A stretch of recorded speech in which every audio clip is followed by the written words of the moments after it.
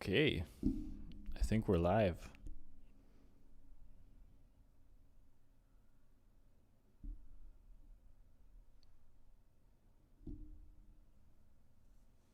There we go.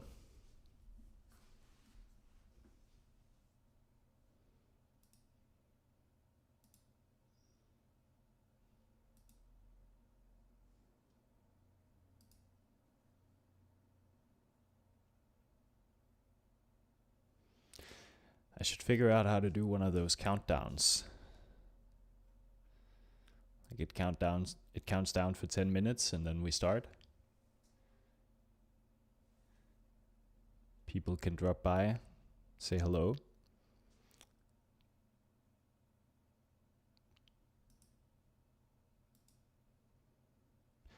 But so far all I have is myself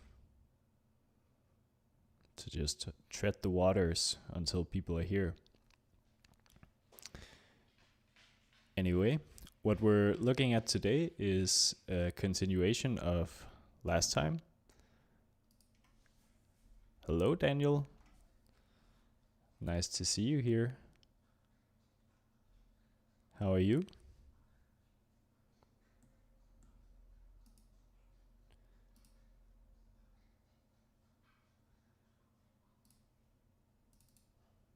We're gonna pick up where we left off last time. So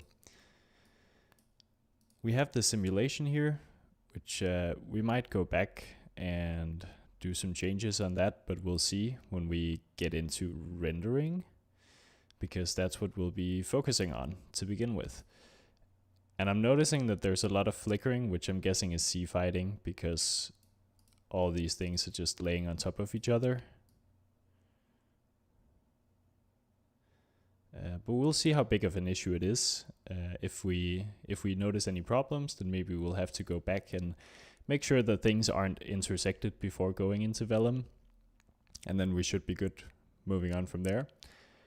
But we will be rendering this thing in Karma.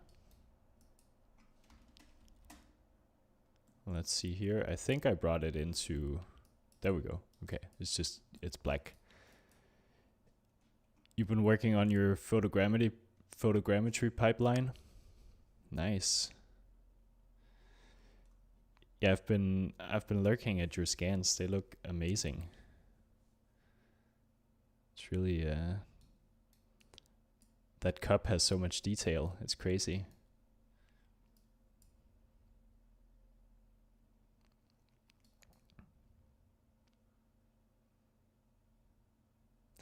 And so last time I mentioned that I wanted to do a double-sided shader and that I didn't know how I was supposed to do that in Karma, because I've never done that in Karma before.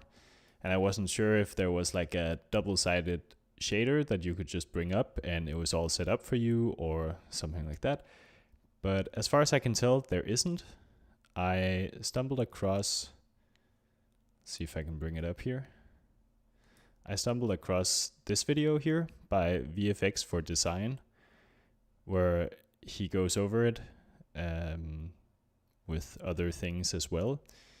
He talks about using the alpha and randomizing shaders as well,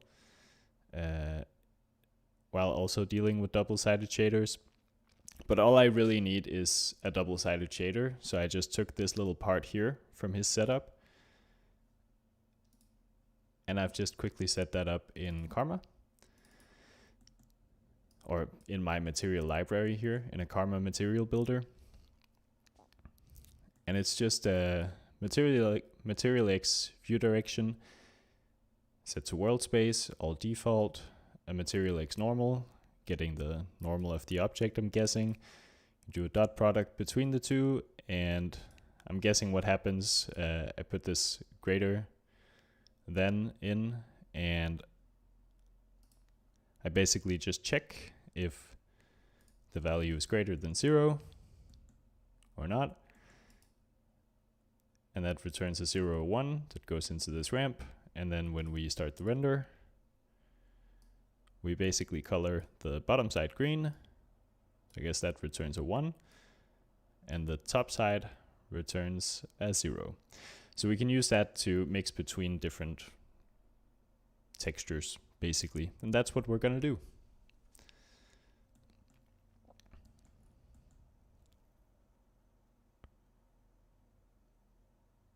Yes. Okay. So first of all, we already have a picture that we're using, but I don't remember where I saved that out. So I'm just going to take it from here, $hip textures. I was smart. I put it in the right directory. So I can just take that from here. Let's go to the stage and material library. We can name this double-sided paper material, maybe something like that.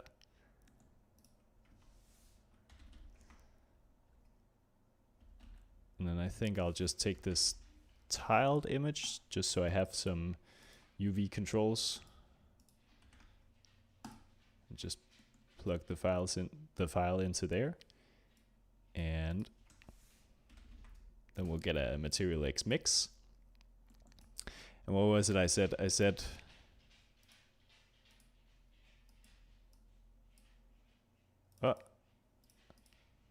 all right, I renamed the material. This is classic working in Solaris. So you rename a thing and then you forget that Houdini doesn't realize, or Solaris doesn't realize, that things were connected before.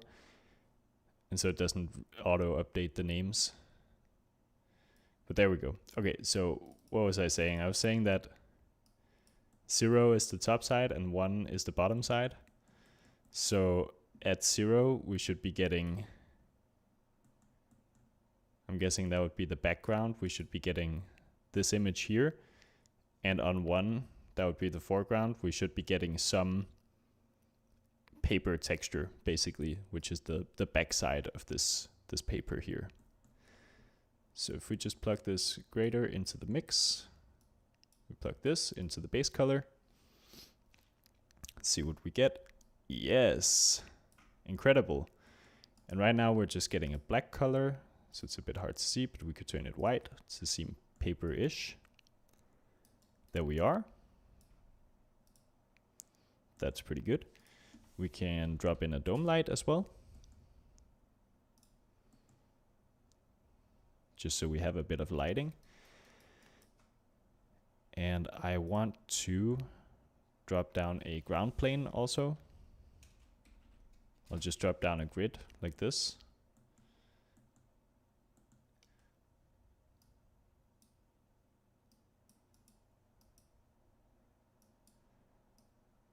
And we'll just make this quite a bit bigger.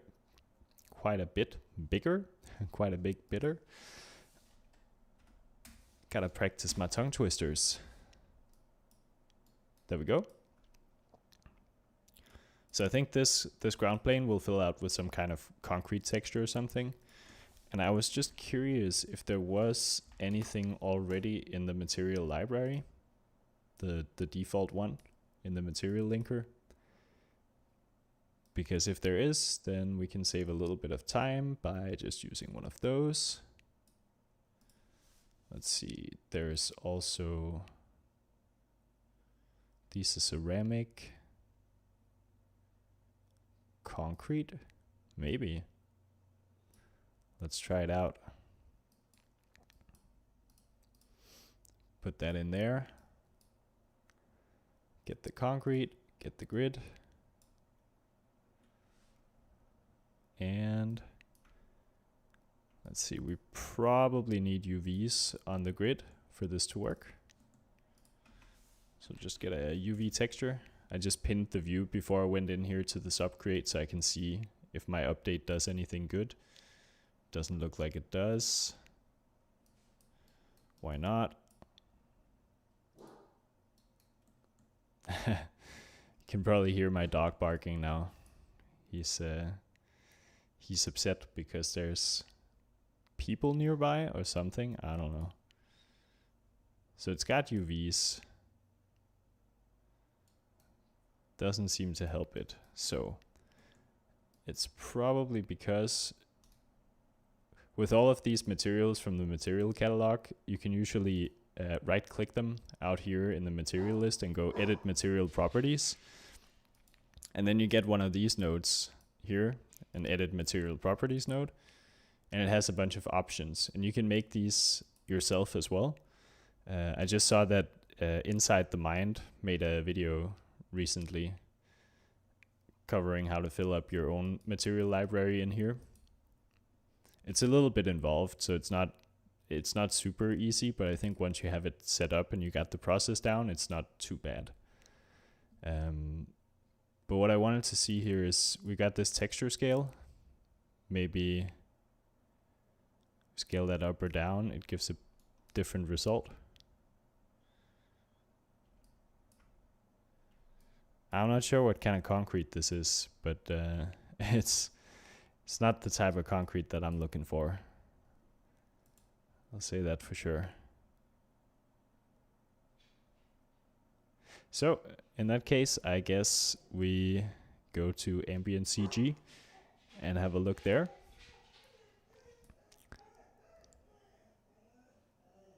Oh yeah, it's I just saw out the window. It's one of his doggy friends that we meet when we go on walks. He saw it out the window.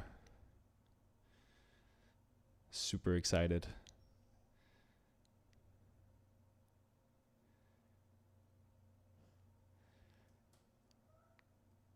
Hello, user. That's a nice name you got there.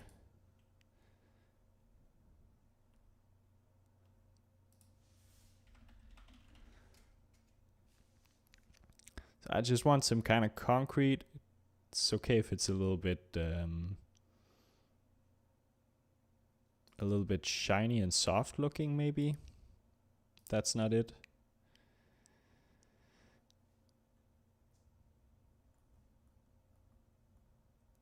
But maybe concrete is the wrong word for this type of thing that I'm looking for. I don't know.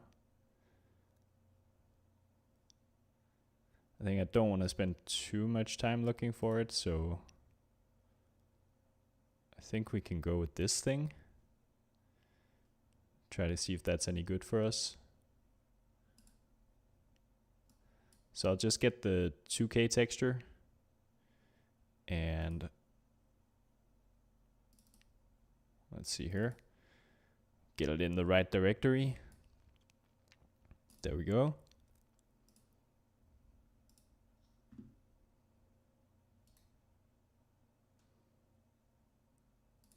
Unzip that. All right. Yeah, so these already come with Material X and a USDC. I don't know, we could try to plug those in and see if they do anything good for us. Let's give it a go.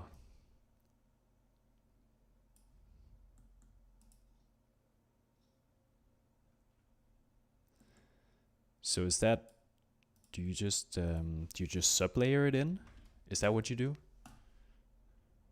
You use a sublayer? Let's try to see here. I haven't actually done this before, so this will be interesting. There we go. All right. So Material X, USDC, which one should we go for? We'll try Material X. And then we gotta assign that.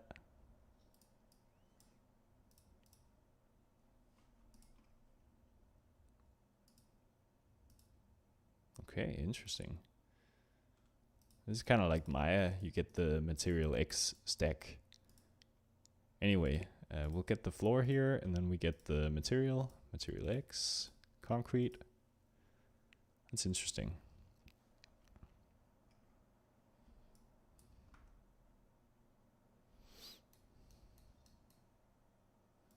Yeah. That actually works. Nice. So what kind of controls do we have with this thing? See, we're down here, we got material X, this one. Let's say we do edit material properties. I'm guessing we get a bunch of, yes, we do. Wow. But they're very unreadable because they all say this inputs thing at the front, which is a bit annoying. That's why you always end up setting it up yourself anyway, even though there's all these smart systems, it's always just harder to use.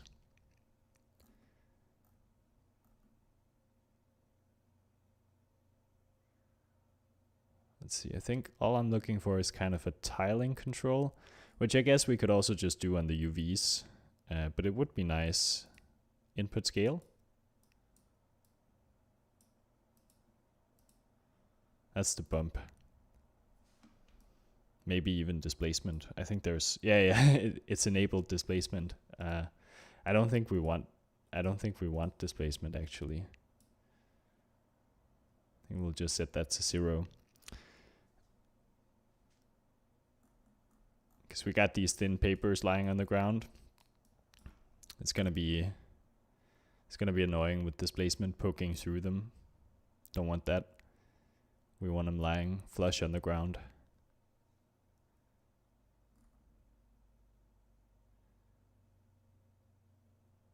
And there's all these things. Those all related to the normals, the opacity. All right. Well, while this is all cool, I think we're better off going back and making our own from scratch, the good old way. So we'll just name that concrete material. We'll get a tiled image. It's the base color.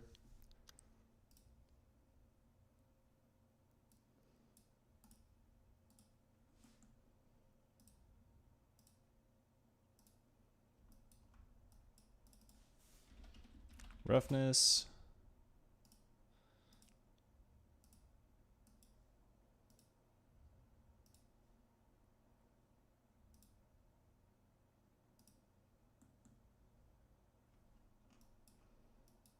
And get the bump as well. I don't know if it'll actually be called bump or if they call it something else. They call it displacement. I'll just use that one. There we go. We'll get that into a material X bump, which then goes into the normal. All right, sweet. So now I usually like to just take this UV tiling from the base color and just put it, paste relative references and paste relative references. Same thing for the offset, just so I can control all of these three in one place, because they need to follow each other. They're not like separate things. You could also place nodes out here that plug into these, but I just do this. Okay, and then we do another assignment.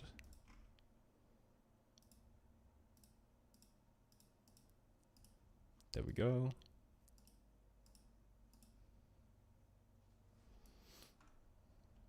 There, all right.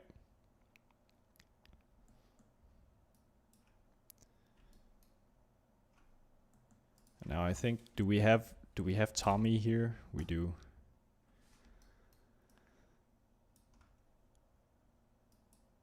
Let's see, because I think I kind of faked the scale a little bit of these pieces of paper.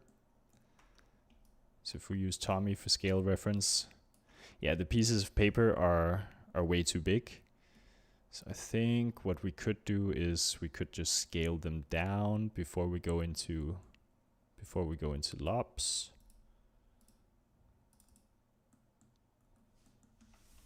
I think I'll do that. I think if I remember, I used the measurements from a real piece of paper and then I multiplied by 4.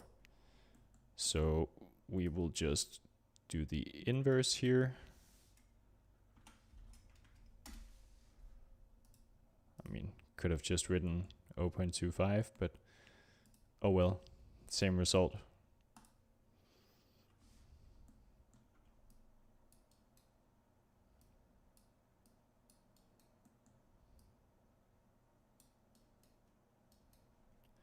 So let's see, I still have my reference open here. So I just want to see if that's sort of the same result that we're seeing on the reference. If Tommy is somewhat the same scale.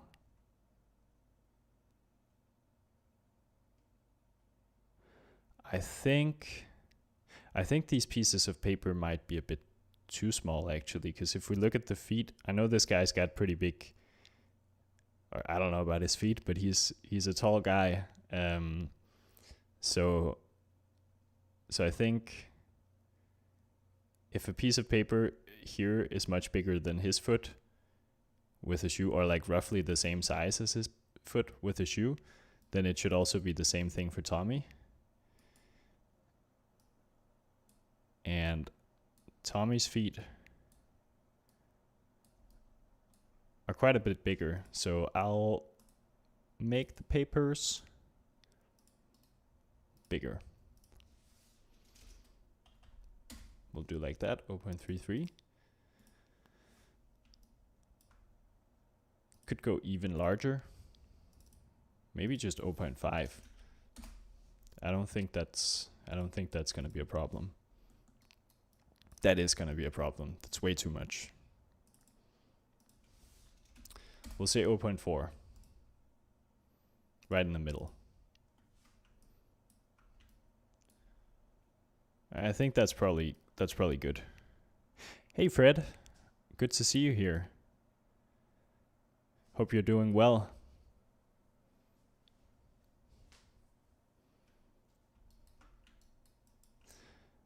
All right, so we also need to scale the concrete to match the size of Tommy, because right now the concrete is freaking massive and he's a tiny dude.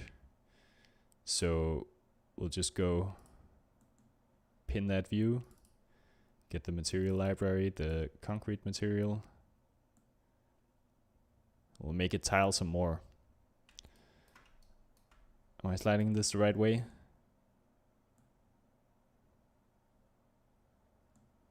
Yes, I am. Okay, I always have a hard time telling for some reason. I don't know why.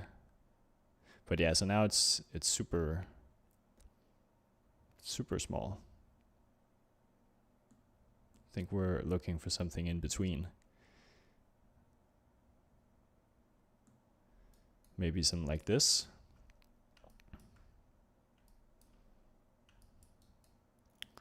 Let's see here. Yeah, I think that's okay. Don't think that's too bad. The size of this ridge compared to his feet, it's probably okay. Could be just a little bit smaller, maybe. Something like this. I don't know if ambient CG does that, but you can also. I know Polyhaven. They tell you how big the asset is supposed to be, but I think because ambient CG is actually made in. You can see here it's made in Substance Designer. I don't think. Yeah, it's procedural. So it's not a scanned asset, so they can't really tell you like, oh, this piece of concrete was actually 2 by 2 meters or something like that. They're just trying their best as well. So we can't tell, but oh well. Hey Philip, good to see you. Unhealthy obsession with Houdini. No private life. Yeah. Oh man. Yeah, while I'm doing this, my girlfriend is working out, so I don't know. I don't know who's doing better.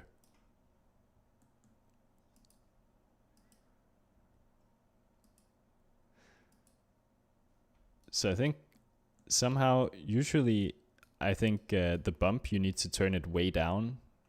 But actually, I don't think this bump looks... It doesn't really look that strong at all. And I'm kind of wondering if there's something wrong here. I'm doing mental gymnastics, that's true. That's true, Kieran. But it might also just be that it's either it's too strong or it's hard to see. Or I know there's also a thing of sometimes if you use a grid that has way too low density, way too low polygon density, the normals get kind of wonky. So I think I'll just turn this up to be a little bit more dense. Something like this. We'll see if that does something. And it might also just be that the light isn't really catching the normals. So I'm kind of in the same place as last time. I didn't download an HDRI, but I think I'll just go and do that. I'll just go and do that now. So we'll go Polyhaven, get an HDRI. Philip agrees. So which one do people like? Monochrome Studio? We're looking for an interior HDRI, are we? I think so. And then we're gonna shoot a warm kind of sunsetty lamp from up here. Yeah, I'm okay with it tiling because we're basically just gonna look at it from here. And I think since this texture kind of from here. And I think that since this texture has tiles in it already, I think using the hex tile to do texture bombing would kind of break that. We can quickly set it up, Philip, if you wanna have a look at it.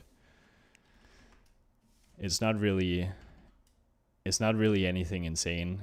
You can do hex tile texture or hex tile triplanar. I don't actually know. I guess, does this one do it on the UVs and then hex tile triplanar does it on the position? I'm guessing that's the case, right? And yeah, so then you basically just plug in your file here, just like any other node.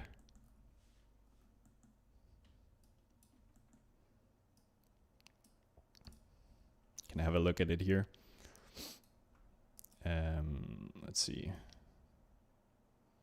Scale, turn that down a bit probably.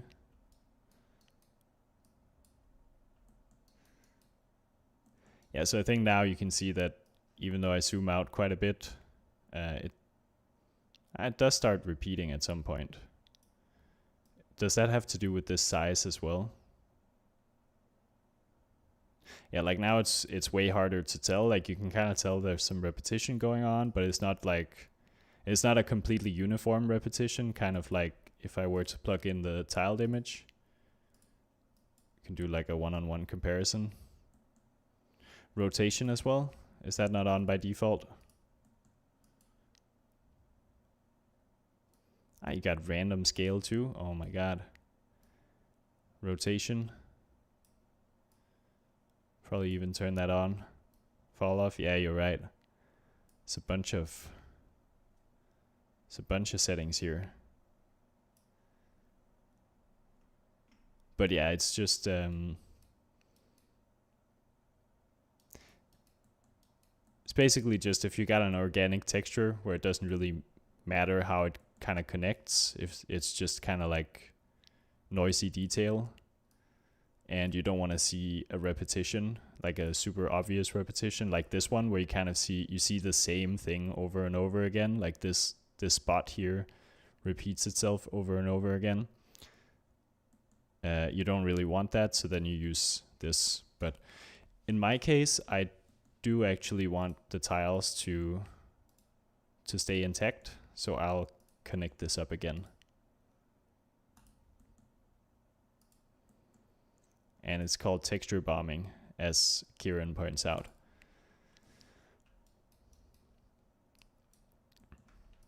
Okay, so we were looking at downloading an HDRI.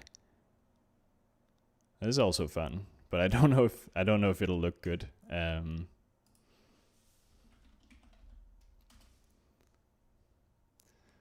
Texture distortion in KTT. That's the terrain tools, right?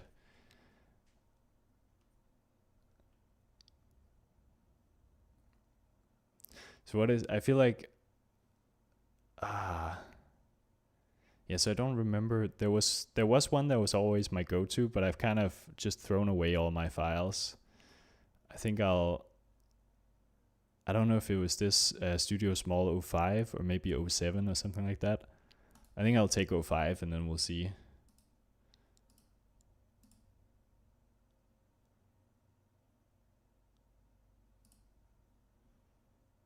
Yep. What does it do, texture distortion? Is it kind of the same thing, or is something different?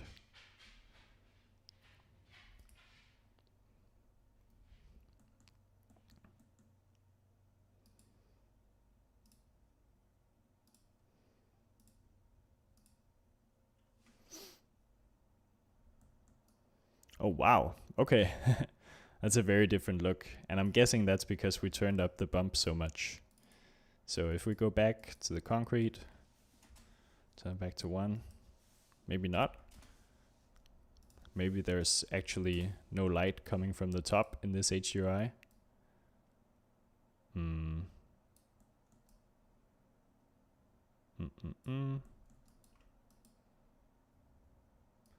Find that a bit hard to believe though. Really? Is that it? Yeah. Okay.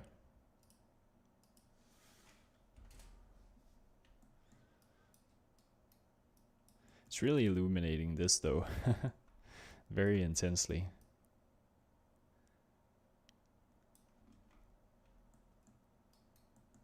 So I don't think this one is a good choice.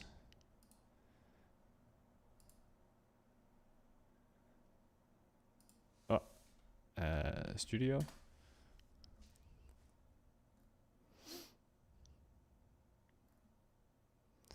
I think we want something even more neutral, like these guys probably.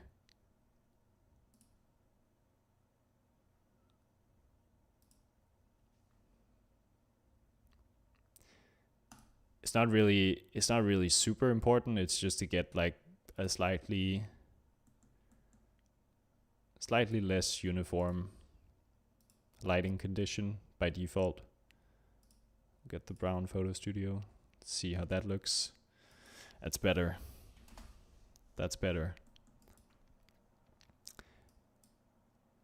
And we should probably also, let's see, where is it? Correction toolbar. We should turn on the ACES display.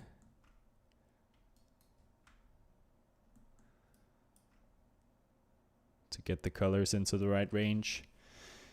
You get really broken up transitions, some swirly stuff as well.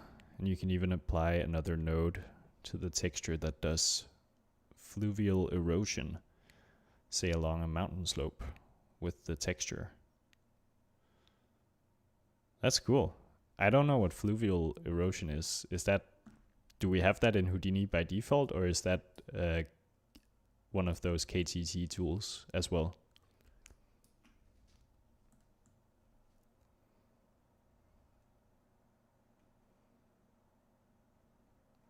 Yeah, you give it 250 by 250 on the grid. Like this, you do 250. But I mean, it makes sense, right? Because Karma isn't usually too fussy about having a lot of polygons. So, I mean, 250 or 50, it probably doesn't even matter.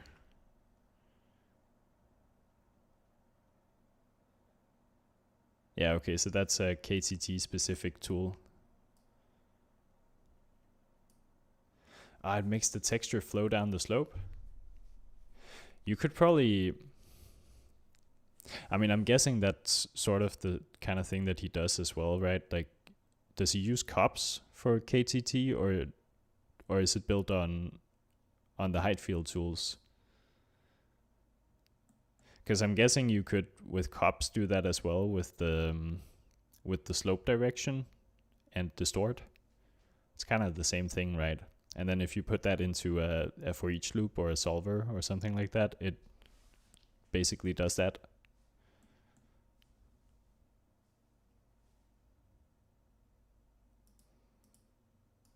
Okay, we can get rid of these concretes here. And I want to make a camera, because now we've scaled down the simulation, so I don't really want to bother with the old camera we had. I just want to make a new one. And I always just set this to 36. I don't know. I think I saw that on a John Kuhn's live stream a couple of years ago, and I was like, I'm taking that. Now that's just what I do. Probably doesn't even make a difference. I think 36 seems like a number I've seen on a camera, but I'm not a photographer, so I don't know.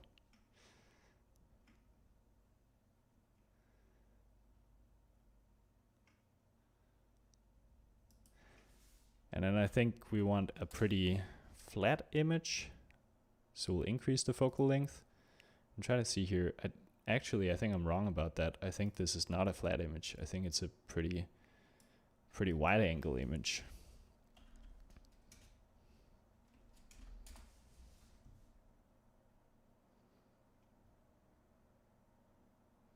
.36 because that's analog standard small film format. Humans are used to that. All right.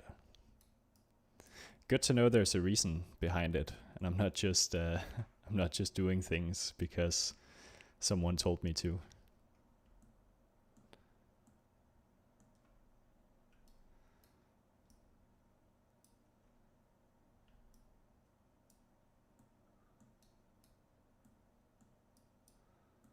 Let's see here. I don't really want to see the edges of the photo, so I'm just gonna try to line it up in a way where I don't.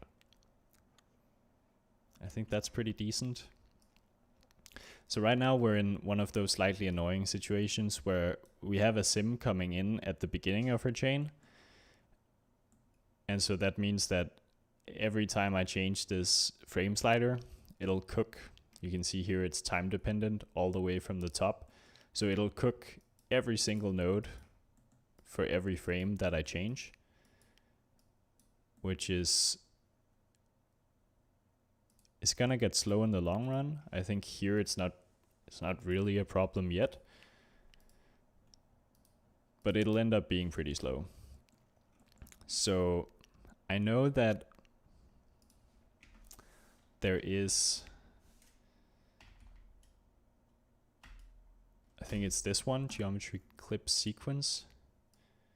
I know that you can use this one. Remember from one of those Pixel Ninja videos, you can use this one to load in simulations, and that'll make them not time dependent because it'll kind of just take one frame at a time.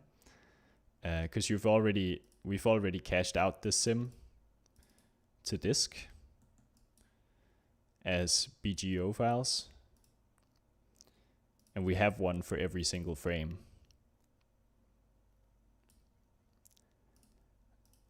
But I also remember that it requires some kind of expression here at the end, and I don't remember that expression. And I do have it written down, but again, I've been in a situation where I'm converting a lot of my stuff. Like I've changed my Linux distro, so I have a lot of files that are just on my hard drive right now. They are backed up. I just haven't put them back into place. So I'm not entirely sure how to use this. Yeah, you always forget the expression. Yeah. So I think what I'll just do instead, because that's much simpler, is just take these papers out of here. Take the camera up to the top probably, so we can always see the camera. And then we'll just put the papers in here right before we assign the material, and that kind of, that'll help us a little bit, because now at least it's only time dependent after the papers. I don't think we need Tommy anymore. I think he's good to go. That's fine. He can leave. And I think I'll remove this material X test as well.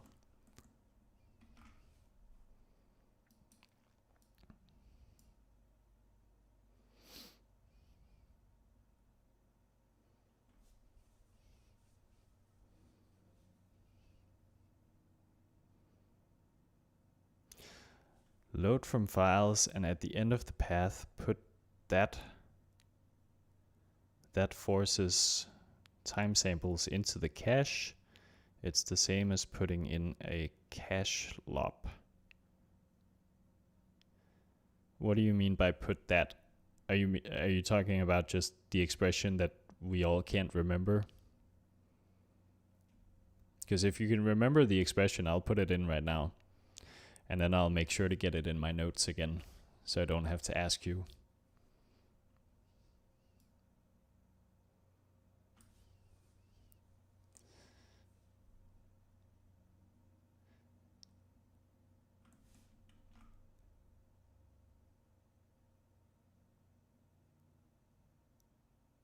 All right. I think another thing we should be looking at is this reflection here that's over our paper.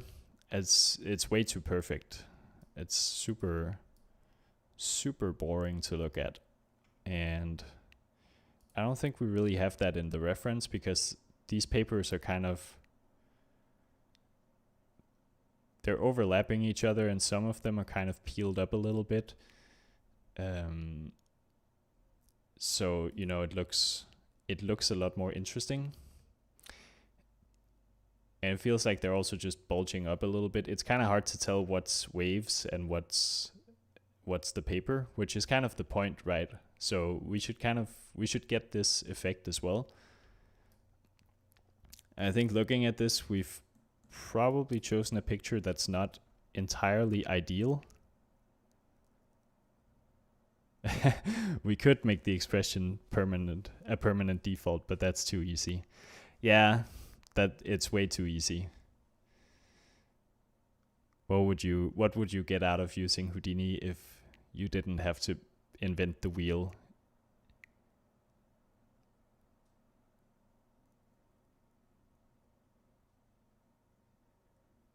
Have a USD configure node before your file cache. Okay, let's learn something here. So you're saying I could put a USD configure. Can I do it in subs? Is it this USD configure import?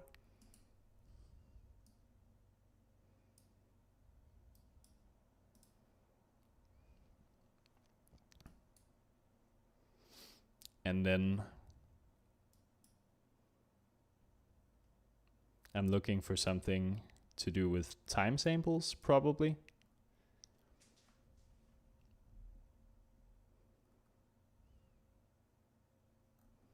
Sample frame, this one, and that's it.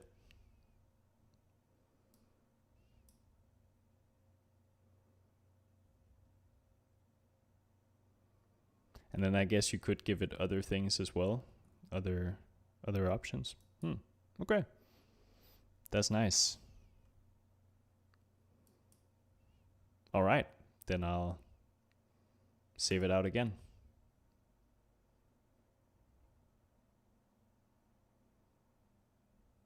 Creates a detail attribute. Okay, what's that detail attribute?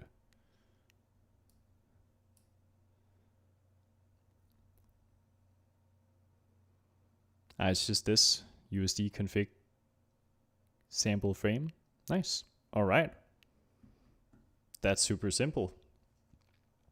Let's go with that.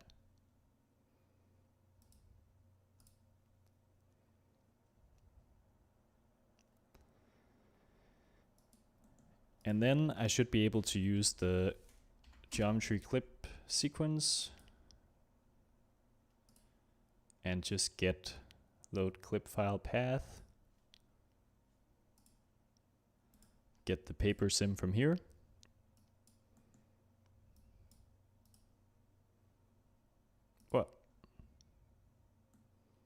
What are you complaining about? Setting up a clip requires a destination primitive. Okay.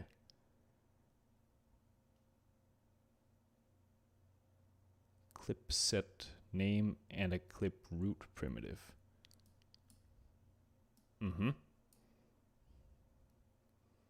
Clip set is default.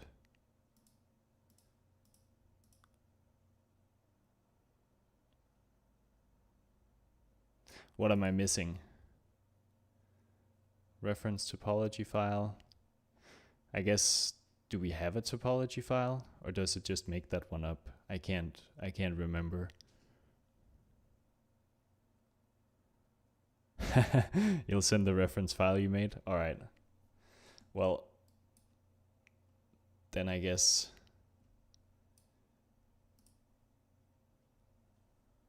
thank you, by the way. Thank you for the help. I'll be happy to look at that. Did you already send it? You're so fast. You're so fast. Let's get that file.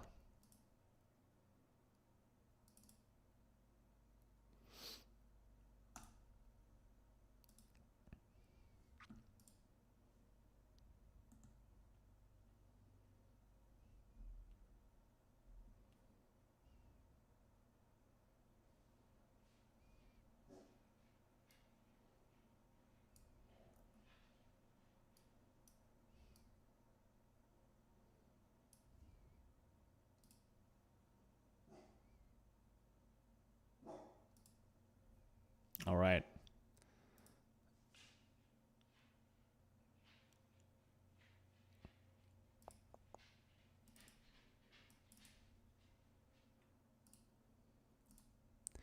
So this is a file from Kieran explaining how geometry clip sequence works.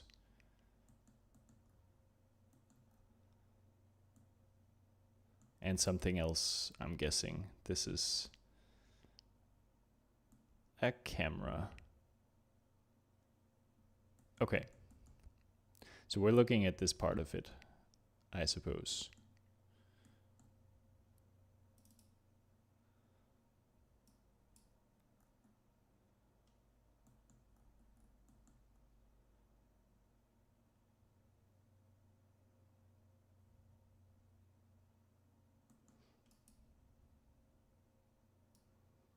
So you configure this, you give it a import path prefix, and you send it.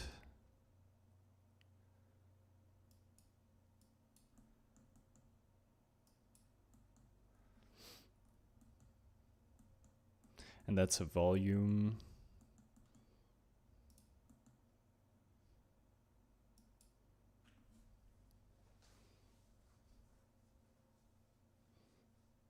Yeah, I mean, thanks to Kieran, right?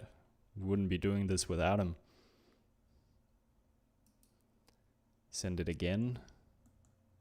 Why are we doing both a volume and is that just for displaying both of them?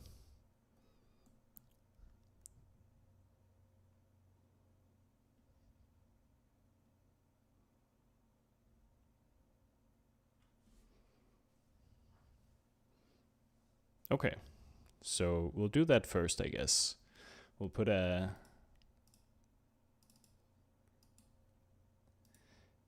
import path prefix. We'll just call it papers. This is super simple. Yeah. Just look at the geo upstream. The geo stream. Okay, yeah. Cool.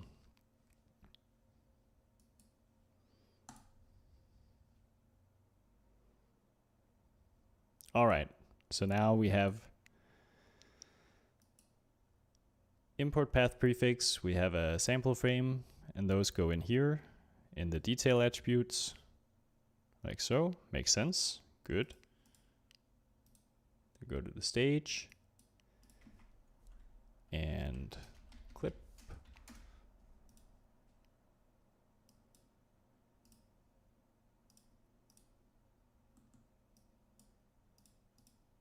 All right.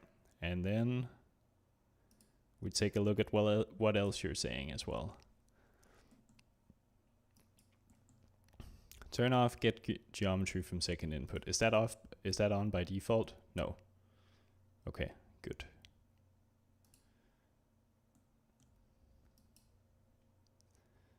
So you got a primitive path set here. You got a sample frame range. That makes sense. That's to eliminate the time dependency, I'm guessing.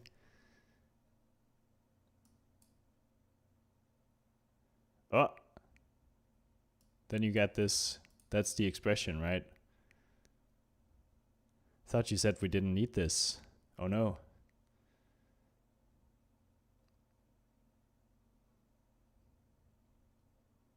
This part here.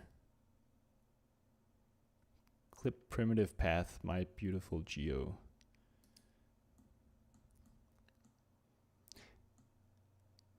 So that's just if it doesn't, yeah, that you say it here. That's if it doesn't have that, then you put it here.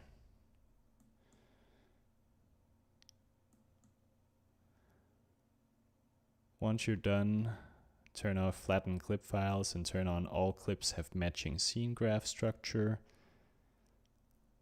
That's in here as well, but that should be default, so that's fine.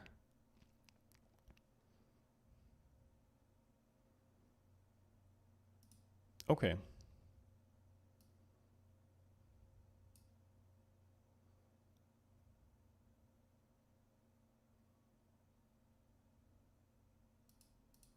So what am I missing here?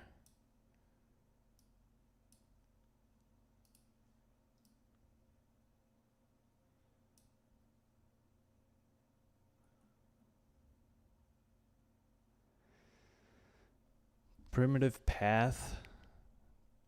Do I even have that one? Is that one you added custom?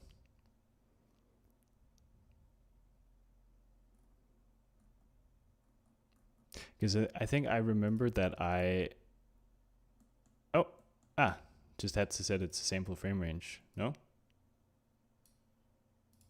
It's still complaining. Why is it displaying something if it's complaining? Oh, it was just an old render. Yeah.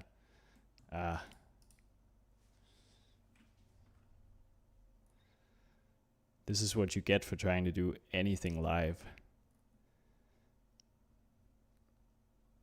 You need to force the start frame to be 1. That shouldn't really matter, right? It's just set the clip primitive path at the bottom to paper. So those need to match. Yeah, okay. Great. Welcome to USD. Yeah. Yeah. There we go.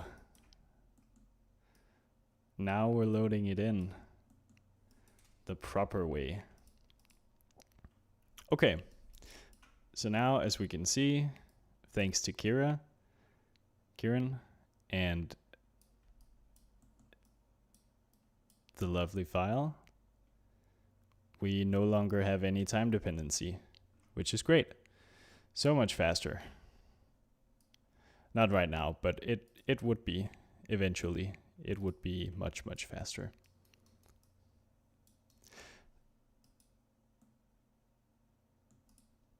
So let's see here. It says it's missing that primitive, and that's because it's coming in here, geoclip sequence 1. Now what is...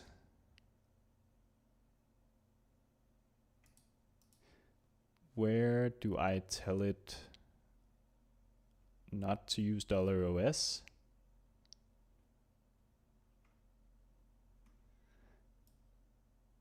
Because you had that, you have the primitive path here, way at the top above primitive kind. Oh shoot, I'm blind. Sorry about that. Completely blind. I could have also just set $OS to be papers, to be fair, but didn't do that. Okay. There we go.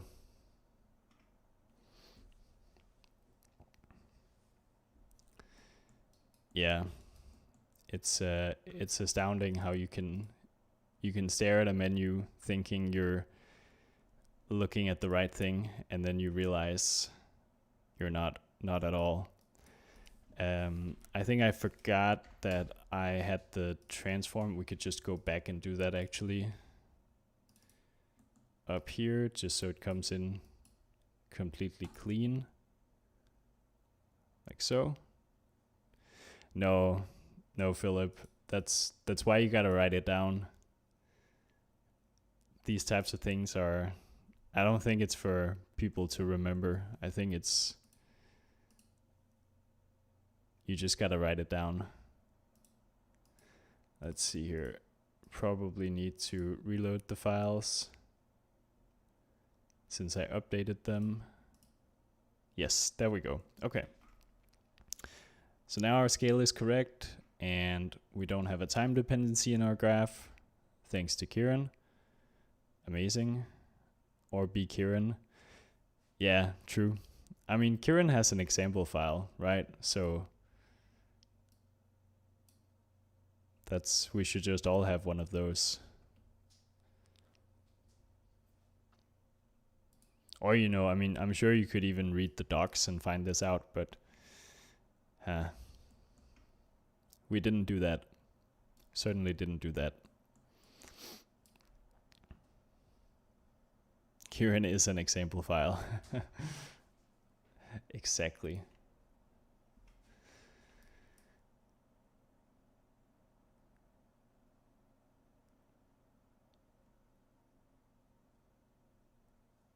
Okay, so what I want to look at now is how these reflections are super perfect, is like perfectly flat, and in the reference we're looking at, we got some bending going on. And I think they're also doing a smart thing where the lighting of the picture matches the lighting of the picture that's printed on the paper matches the lighting of the set that they're in here. So we should probably do the same thing as well. And that's what I was saying before we got into this whole USD debacle, is that I think the picture that I chose isn't ideal for what we're trying to do, because it's a little bit more choppy waves. I think it's probably bigger scale. So I don't know, we could try to move on with this, because it does have a lighting direction, sort of. You can see like there would be a light coming from this side, basically.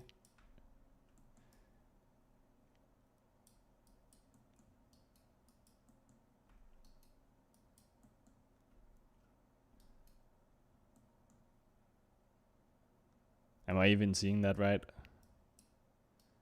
I think so, yeah. Yeah, because this is like dipping down, yeah.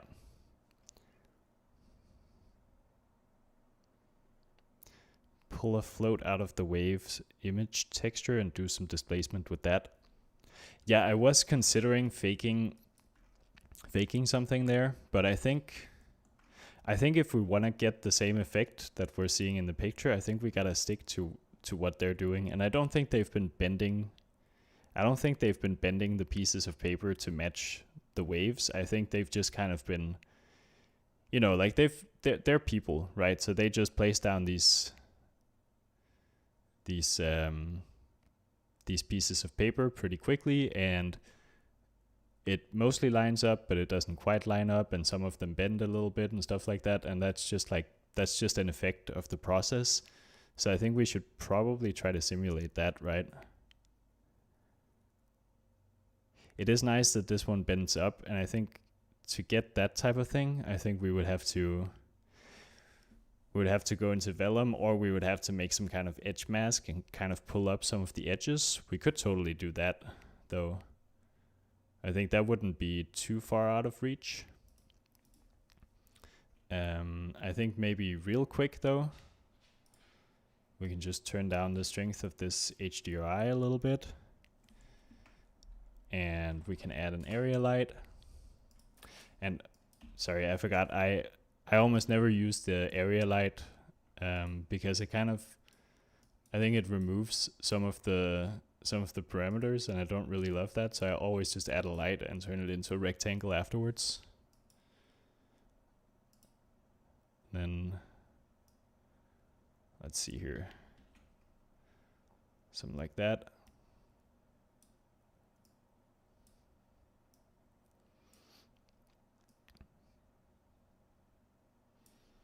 Probably just want a bit more distance.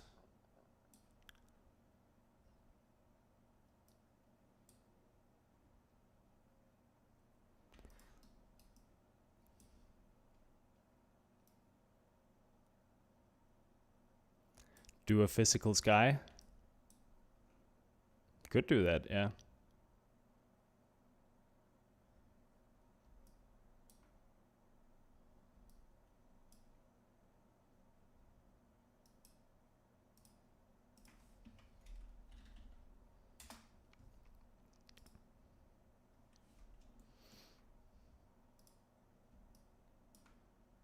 Oh. All right. Let's try that. It's a good suggestion.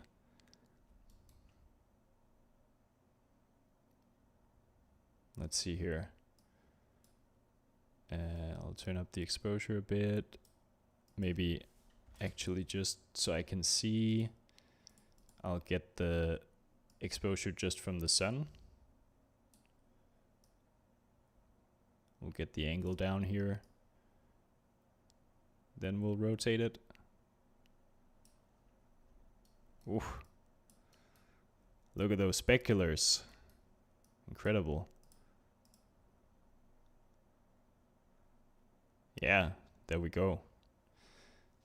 That's pretty interesting. I don't think it doesn't really reach the goal of matching the lighting direction here, but I don't think it's necessarily a bad thing. I think, like we talked about, this photo isn't exactly a great match because the lighting should have also been more warm and the wave should have been calmer, but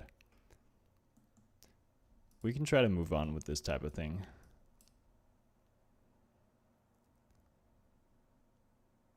Yeah, the upper one triggers the whole thing. That's like for both sun and sky together.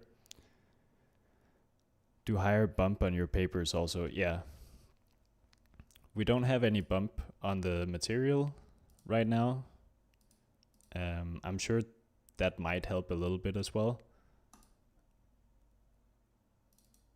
But I think we also gotta go in here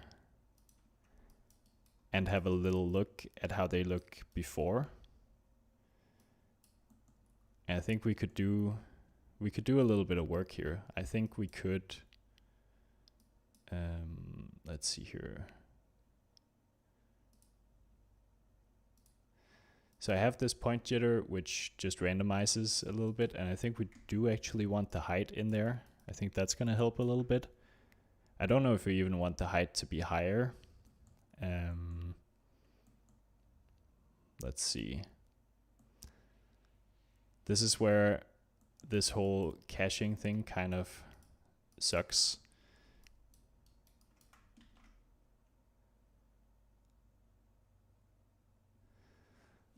Less when they move, more when static or inverse. True. True. Yeah, so you could kind of direct the bump in that way. I think I want to try to, because one of the things I really like from the reference is that it kind of reveals what it is by having these little flaps of paper stick up, and you can kind of see each tile on their own, each tile of paper on its own. So I think I want to try to get that effect just by randomizing their positions a little bit more than they currently are from the beginning.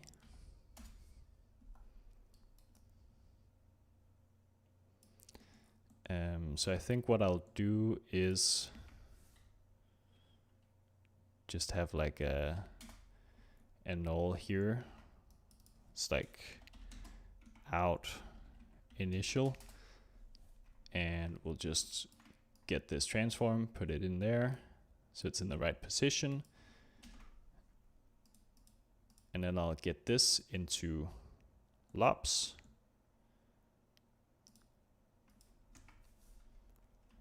So we'll just get like the static first frame.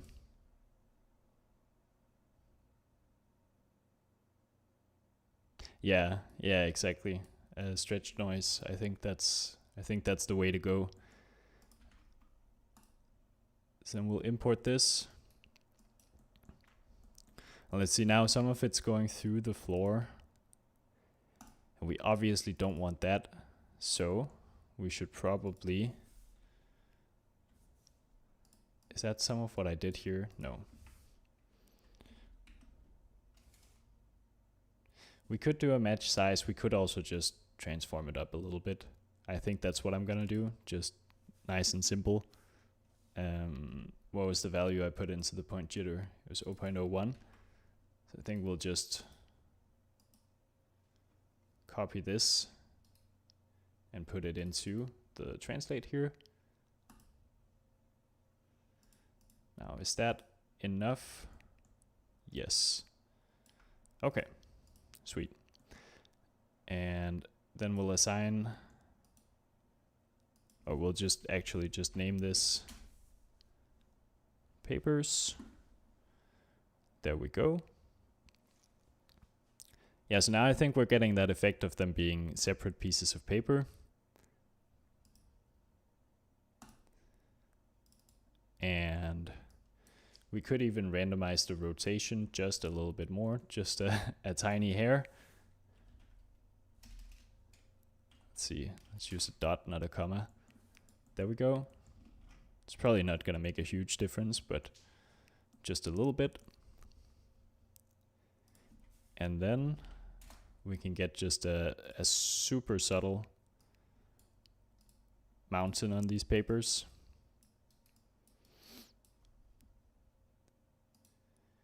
And I actually just want it to be positive, like so.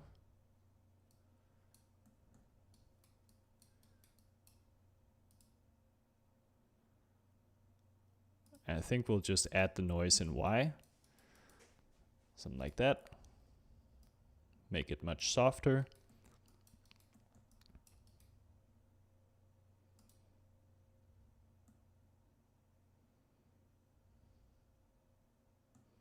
Oh, that was it's way too high.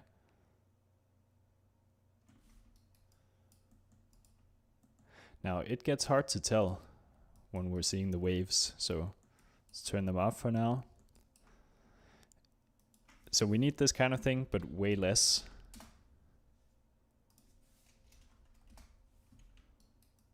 Maybe just something like this. We could go, let's start more extreme, and then we can dial it down from there. Let's try to see here. I think if I just turn this dome light back on.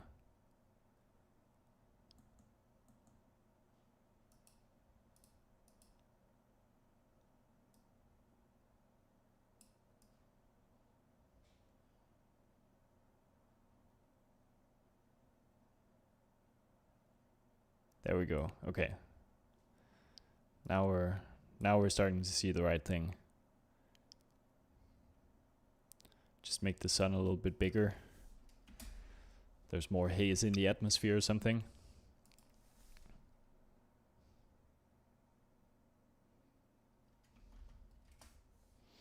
Some areas where the gaps are a little wider, but not everywhere.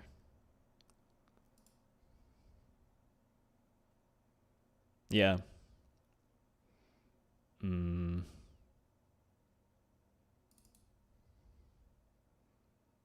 I think so. You're thinking about kind of areas like this.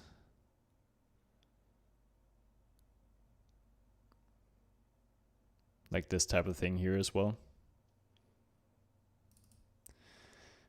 I think it could also be a thing of like, because I think most of these are pretty perfectly aligned as well. So I think I'm just kind of randomizing the rotation on all of them, but maybe I don't want to do that. Maybe I just want to catch out a few of them and rotate them a bit more extremely, and then the rest are quite subtle.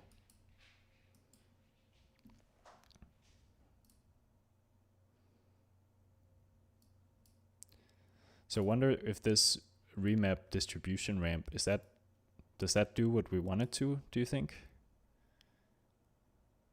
Yes, it sure does.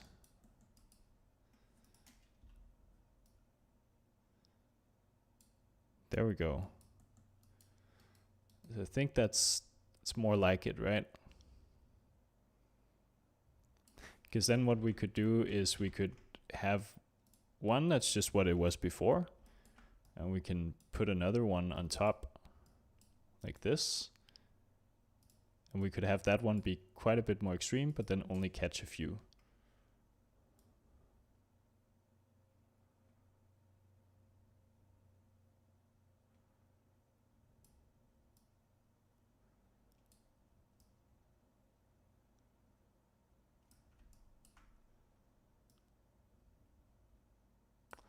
Just something is like, it's quite subtle, but we just need to catch some. All right, thanks for joining in, Kieran, and thanks for helping out with the geometry clip sequence thing and sharing your file. That was really helpful. Take care.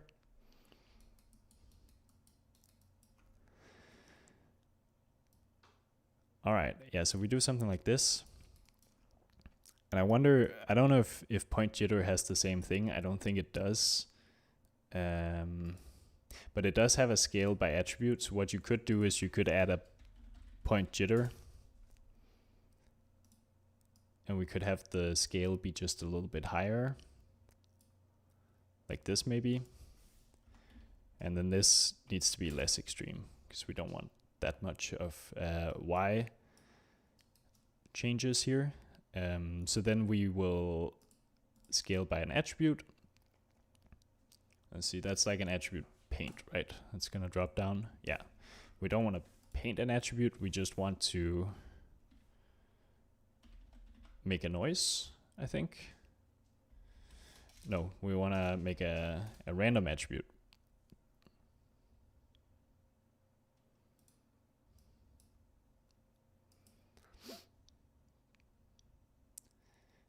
And then we'll call that mask. So we'll use this mask here to drive, let's see, that should be a one-dimensional. So we'll use this mask attribute here to drive how many, or which ones of them get moved a lot, and which ones of them only get moved a little bit. So this is like point jitter, I don't know, high. And this is point jitter low, something like that. And so this one gets driven by the mask attribute, and this other one just affects everything. So then we can do the same thing that we did before, just set it to a ramp. And then we can very selectively pick out just a few of them. And they'll now get affected much more. I think we should be able to see that. We can confirm it by just turning up the scale. You can see it there. It's just influencing a few of them, but not a lot of them. So I think that's pretty much what we want. It's just something like this, so just so you get like a little gap here, just with a few of them. I think that's perfect. Quite subtle, but I think it'll do a lot. Could even catch more of them.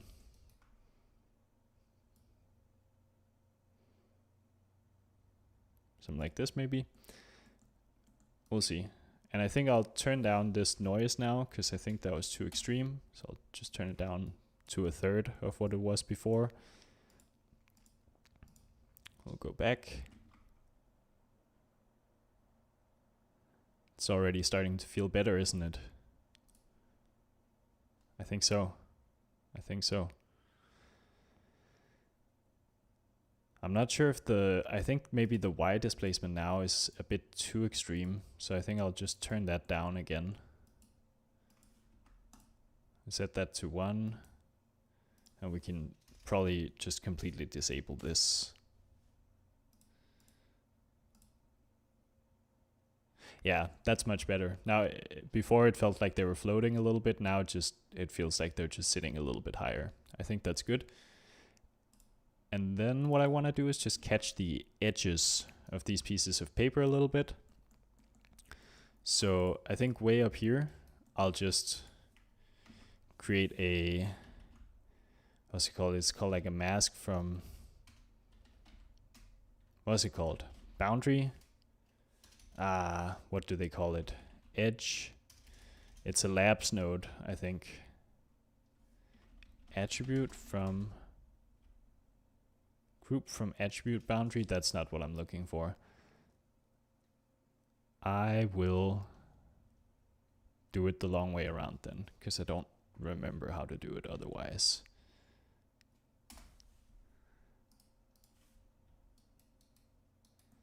So we'll just group the unshared edges like this. So we just catch the points at the edges here. We'll just name that unshared. And then distance along geometry. Start points unshared. We'll set that to a mask attribute.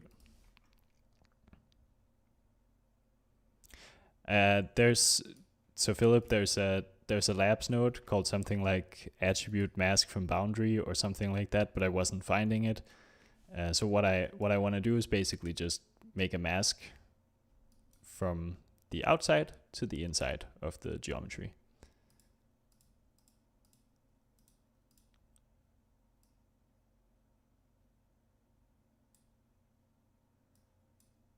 Because then when we run a mountain and we say that this mountain should be masked by the mask attribute.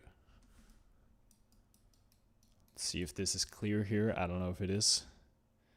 Yeah, the inside of it doesn't really move, so that's still stuck to the floor, but the edges get to move up and down a little bit.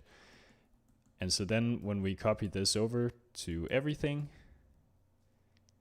and we plug in this mask here, we could do it. Let's see. Could do it here. No. Why not? No, that's fine. So then it's only moving the edges, but right now they're moving all of the edges that are close the same way, and we don't really want that. So I think what we'll just do is give each piece of paper an ID. So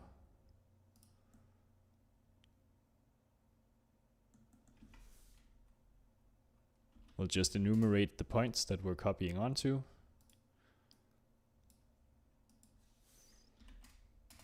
Call that ID, put it on the points. Then we should have an ID attribute. So every single piece of paper can be treated differently. And let's see, this is noise edges. And this one is overall noise.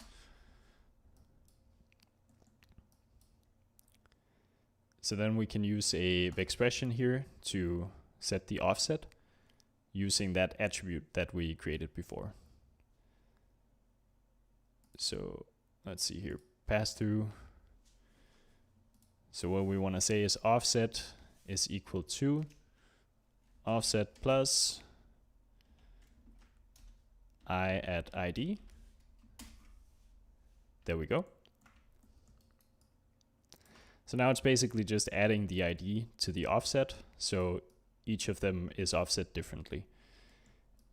And I think we just want to enable the remap ramp here, just to isolate the pieces that we pull up.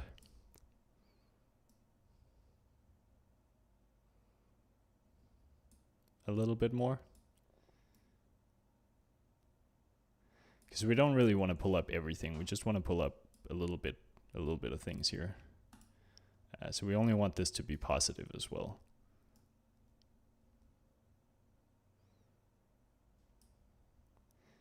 And we could play with the element size as well.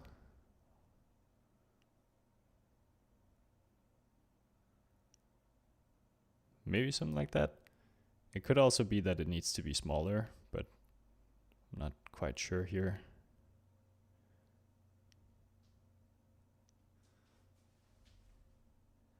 Yeah, so I think the smaller it is, the more it catches just like a single face, which I don't think necessarily is bad, because then we get this effect of like just the corners being pulled up, or just this little piece here, which I think is okay. We could even, if we wanted to isolate it even more to the corners,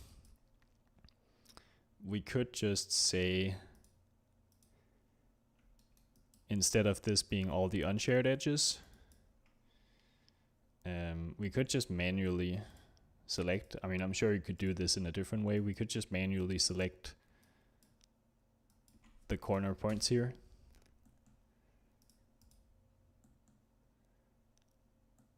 And then we'll literally only be able to move up the corners, which probably wouldn't be too bad. Try to just make this more extreme. Yeah, I don't think that's too bad.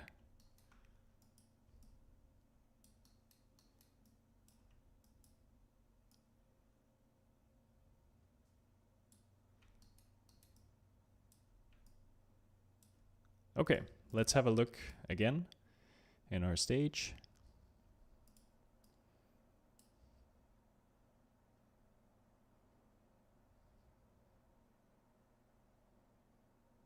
Point shared edges group. Set the attribute only on that group.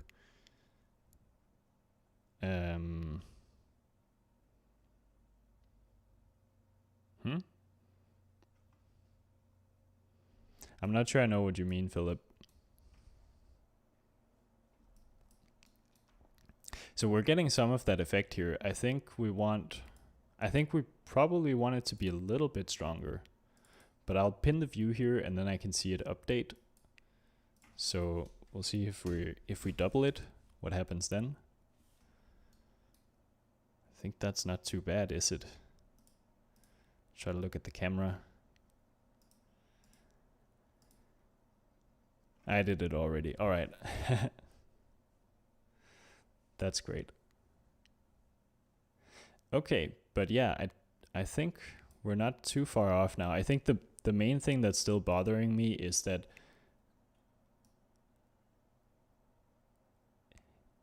the photo that we're using doesn't really work with the idea completely. It doesn't really match the reference that well.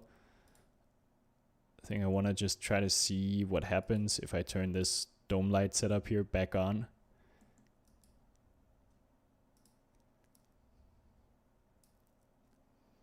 Let's see, we could even make this a disk.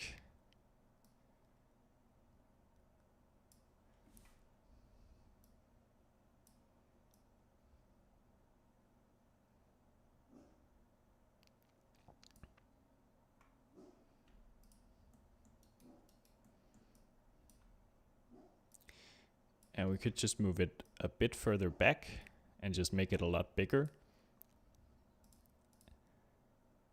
And let's see here. Let's look back at the reference.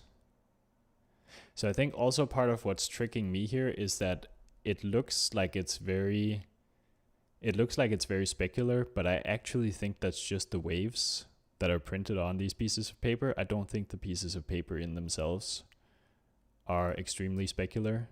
And I think you can even see that when they flip over. This is just standard printer paper, I think. I think this is nothing special. So maybe we need to go back and look at a bit of LookDev. So we'll open up the material library and have a look at our double-sided material, because we didn't do any of this yet, so it's about time.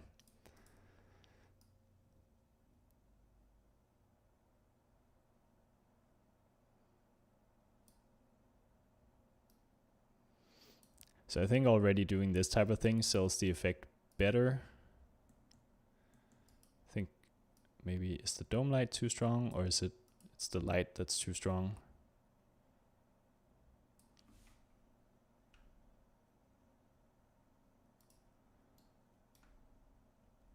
You think it's coming from the top left?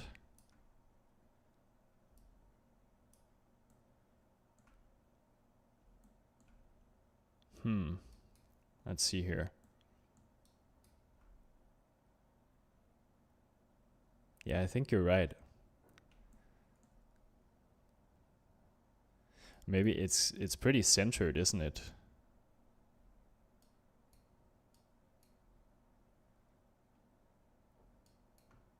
Ah, no, you're right. These are definitely casted down to the right side. Yeah. So if we move this over here, we'll start to get a better result probably. See if I can catch this, move it closer in. 3/4 backlit.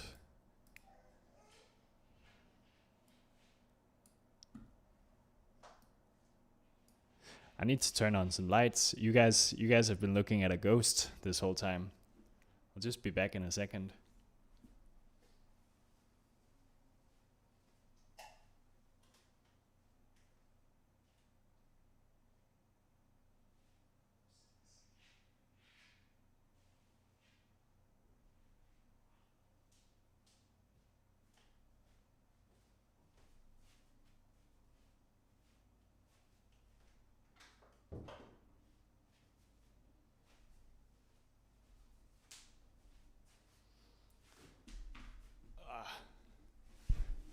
Can you see him? Look who came to say hello. It's a little doggy. Hello. All right. Go back down, Charles. There you go.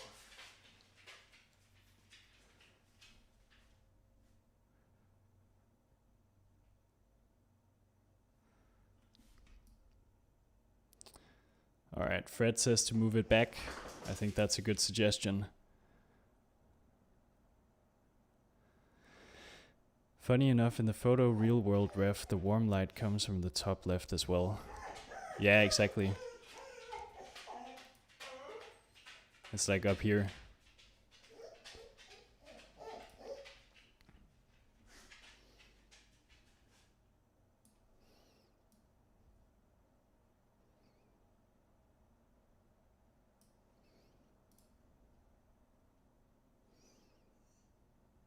All right. I don't know, it's going to be interesting to see if we get something we're happy with.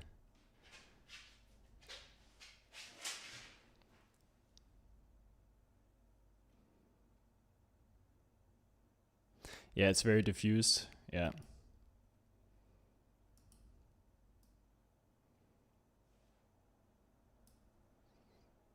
I agree.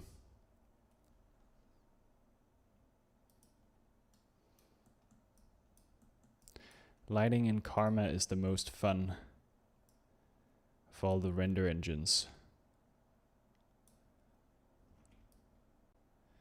Why do you think that, Philip?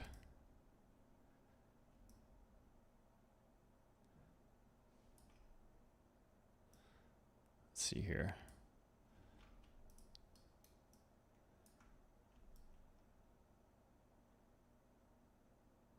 Ah, no. Don't shout no. Why are you shouting? Let's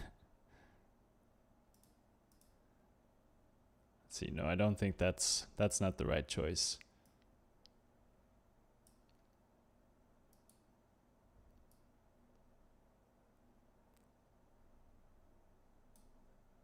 Okay, anyway, I think I'll go and cash out, just so we can also see how it looks when some of these papers get out of place.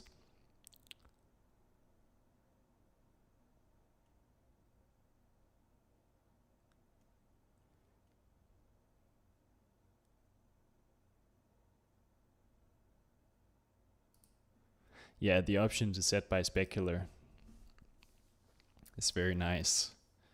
It sure is. Oh, what's Vellum complaining about?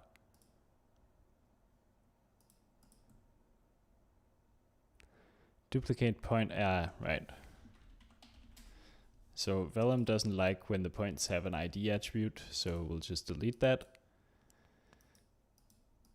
We'll cache it out again. And Fred, the lighting pro, says we need 2 lights, the key and a kick. Yes.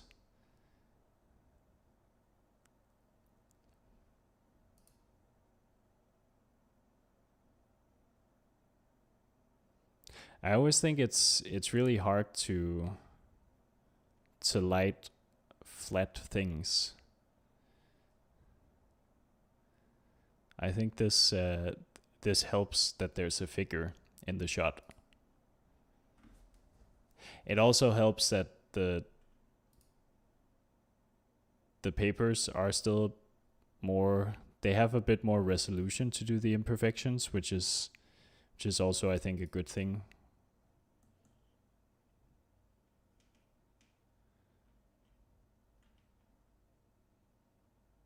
And then the water. What about the water, Fred?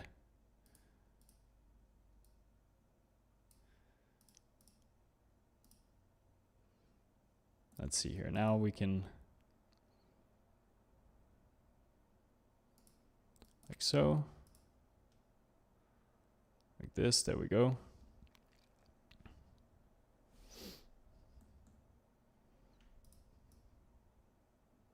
Are we in that same situation as before where we can't, for some reason we can't really see the ground even though it's there? Just because it's too darkly lit? It's kind of an intense difference in base color. The shadows of the paper. Yeah. Yeah, we're not really seeing those. Which is why I kind of wanted that ground plane and this sim back in to be able to look at that, but let's see here.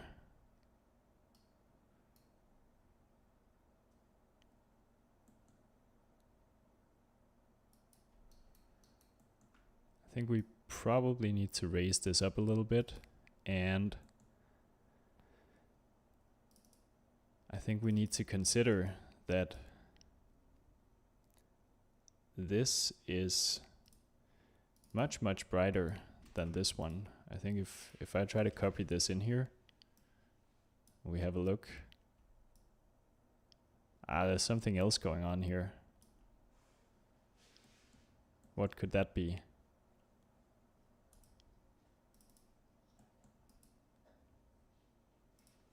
Is it the normals? No. Oh, it is the normals. Oh my god. What did I do? Am I doing this wrong?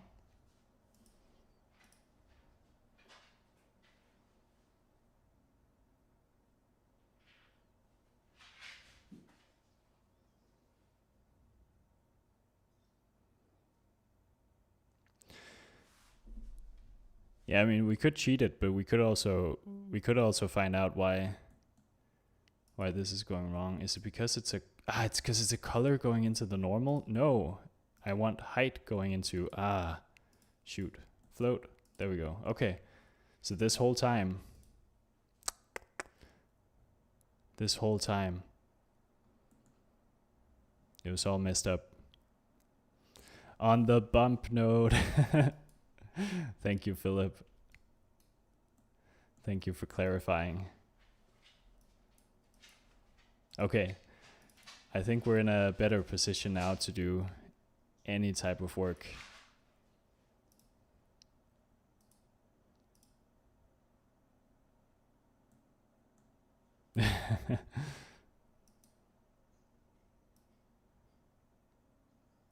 All right. Great.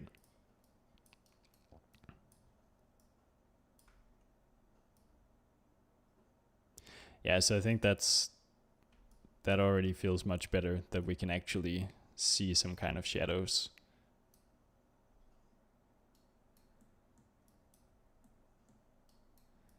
You didn't mean for those caps. It's all right, Philip.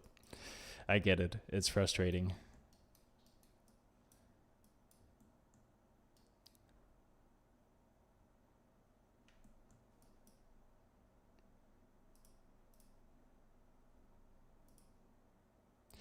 Yeah, so I'm wondering, I don't think...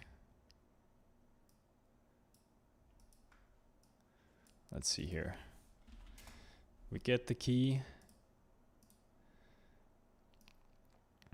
We turn this all around.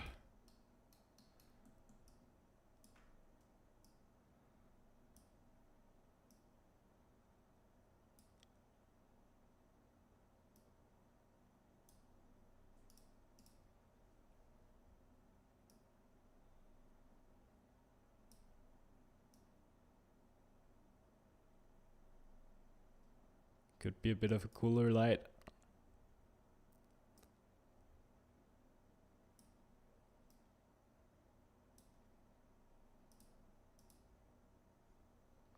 All right.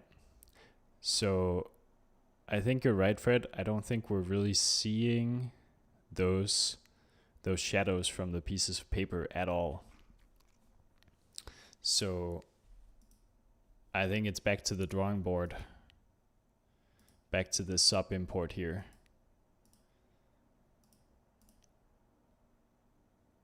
And maybe I can pin the view, and I'll go back to OBJ.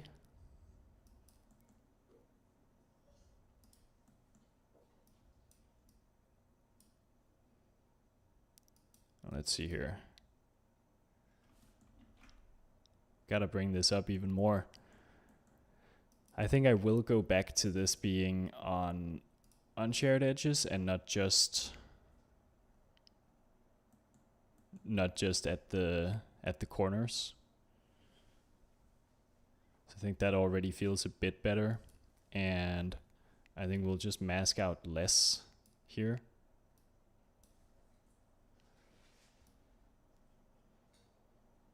I'll just start to turn down this effect a bit. It's not quite so intense.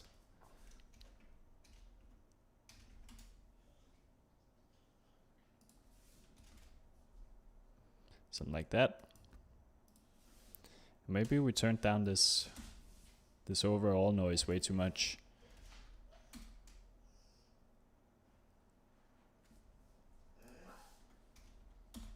Let's see. Okay, now we're definitely seeing it. That's too much.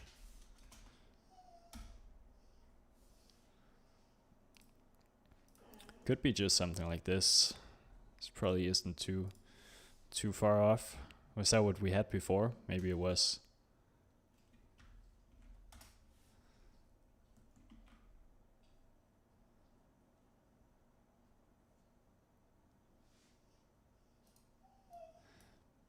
A brighter ground texture. Maybe it is bright. You don't remember. Oh, went too far. Let's see here. And I think I like this because it kind of contrasts well with the papers when they flip over.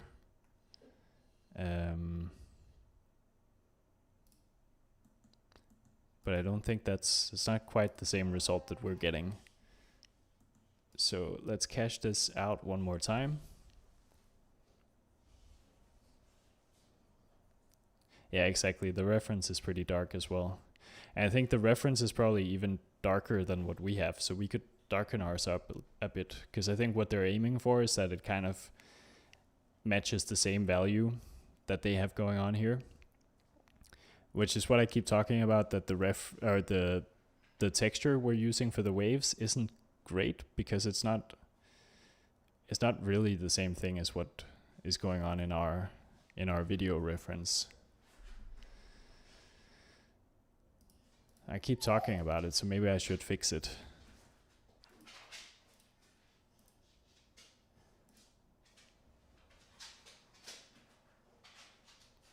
Hey Zach, nice to see you. How are you?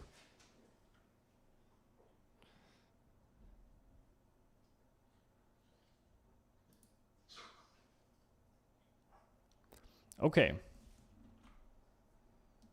What's my diffuse sample settings? Well, they're all default, so they would be 1. And I fully intended to use the render gallery for this stream, but I completely forgot about it. I think after having worked with Karma since 18.5, I think, I just forget that that's an option. So I was going to use the live render, and yeah, you're right, increase it to 3, probably a good idea.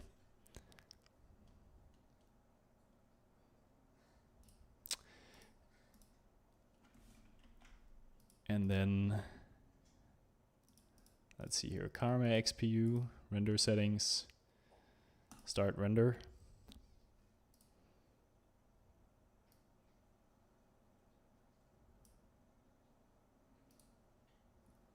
Now we can look at our render here. Incredible, isn't it? It's like we just got the same result out of doing more work. No, but this is nice. I've been wanting a way to look at the final render, so to speak, in Karma for a while. So this is way better than just looking at the viewport, because you always, at least I do that a lot, you always in production end up having made a viewport override and then you forget about it. And then you've just wasted 2 hours of your day trying to figure out why this thing isn't showing up in your scene. And then you realize, oh, it's just because I disabled it in the scene graph tree. I just did I just did this and I forgot about it, and then I'm left wondering, like, why is nothing showing? Why am I not seeing anything? And you don't have that problem now with the live render. It's you see what you get what you get what you see. Is that what the expression is? Something like that. Honestly, I'm not too unhappy with this at the moment. I think we're starting to see some of the imperfections that we want, and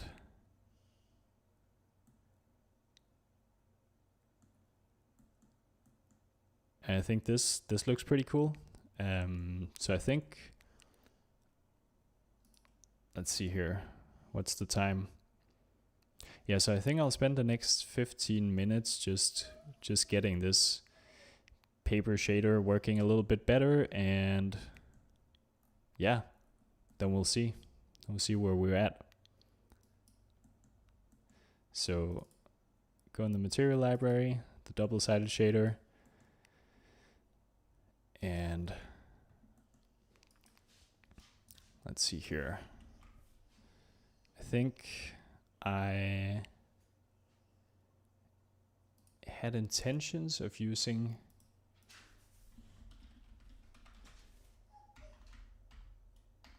let's see, I searched for paper. Yeah. I increased diffuse samples, yes. On here. I set to 3. So we are getting GI. Let's see what happens if we set it to 0. We can do an A/B comparison. And that's the thing I find, it's usually there isn't really a difference. It's just a little bit, right? Like you have a bit more things going on here. But other than that, it's like a super subtle difference. So yeah. So it's a balance whether you want this or not. But I'll have it enabled here.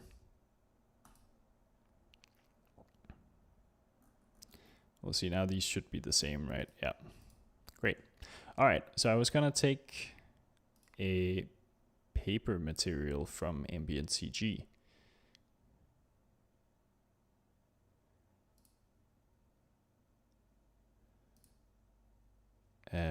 But I think what I might do instead of doing that is just use the noises in Karma. No, I'll use cops. I'll use a cops noise. So drop down a copnet and noise. What do they call it in here? It's fractal noise.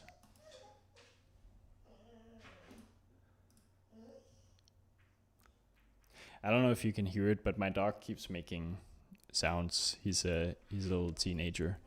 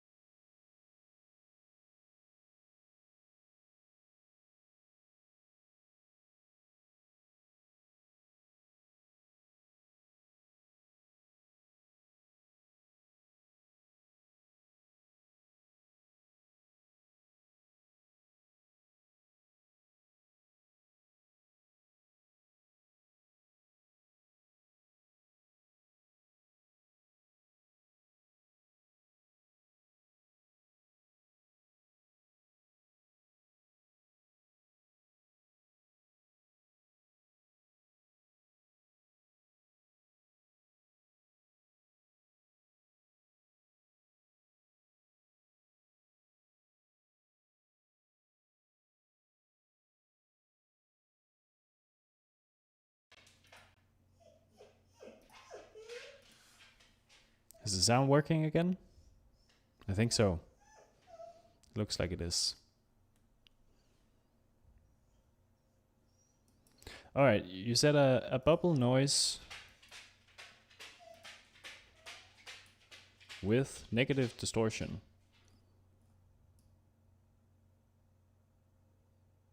Yeah, I'm back.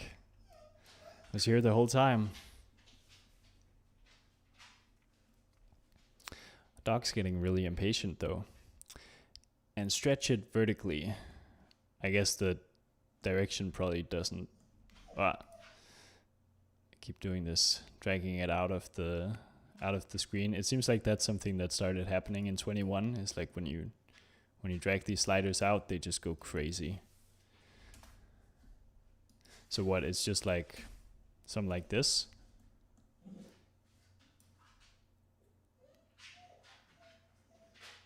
You couldn't hear shit in this thing. Oh no. Oh no, Fred. I hope you can hear me now. You should be able to. I'm seeing the audio input work on OBS, so I think it works.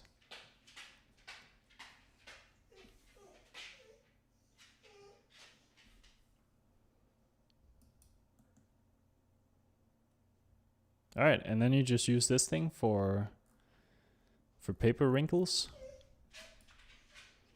And try it out. A little more stretchy, less roughness, negative distortion. Didn't I do negative distortion? Ah, no, I didn't. Is it this?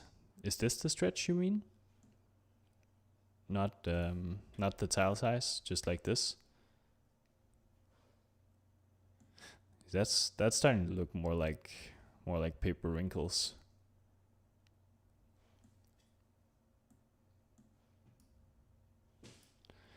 And then maybe a bit less roughness.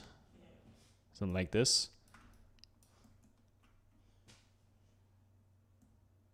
Could be. Yep. Ship it. Clamp the values. Are they...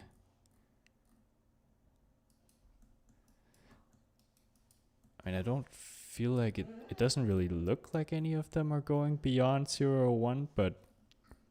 And also it's going into a bump, right? So it shouldn't be a problem.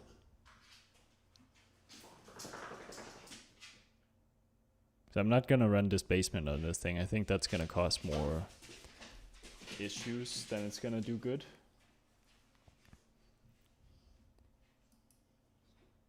So it'll just be bump.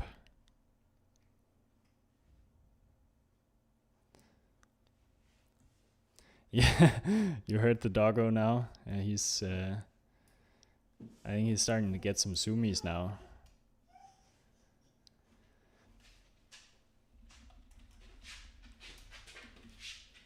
Paper wrinkles.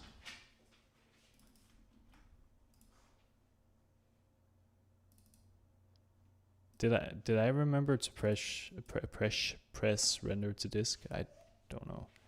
Now I did. And yeah, he really wants attention now, I think. The stream has been going on for too long.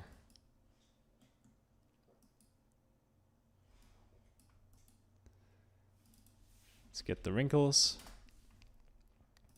Just gotta do one last thing, I promise. And then that's just a float, because it's a bump. It's height. Gonna do it right this time. Yeah, my time. That's right. It is his time. And then I think we don't want it on the... that's cheating a little bit, right? But I don't think we want it on the side of the pieces of paper. And we also don't want it to repeat as much as this.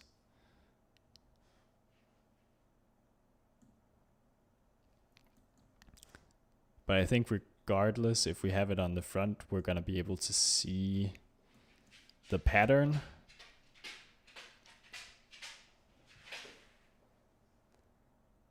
You hear a Cockney accent on the dog or on me?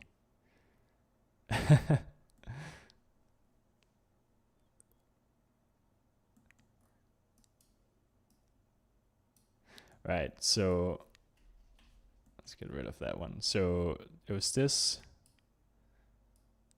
dog, yeah. Maybe he is. I mean, he's a corgi, so they're from Wales, right? That's not the same thing, but it's in the UK. So drop down a mix, another mix, and we'll just get this.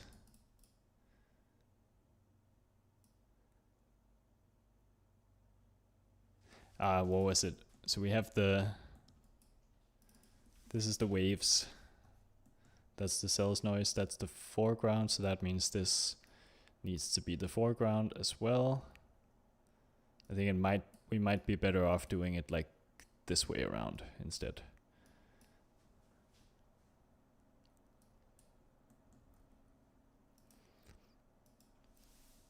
And then let's see here. So we turn up the tiling. What happens?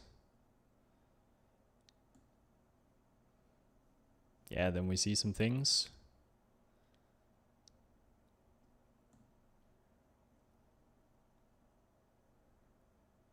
Let's see here. I mean, I know the bump is way too extreme right now. I just want to find the right amount of tiling first. I think this is pretty good. That's pretty nice. So we'll turn down the bump by quite a lot now.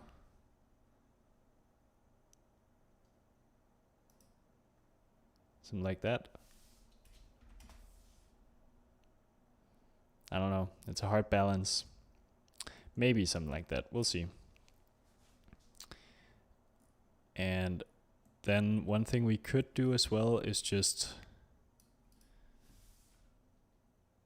add in a little bit of that cells noise. But I think I'll take a copy of it and change the UV tiling a bit.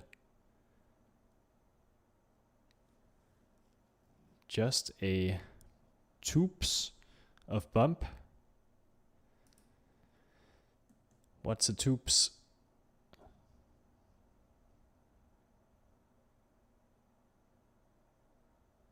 Hey Johan, good to see you.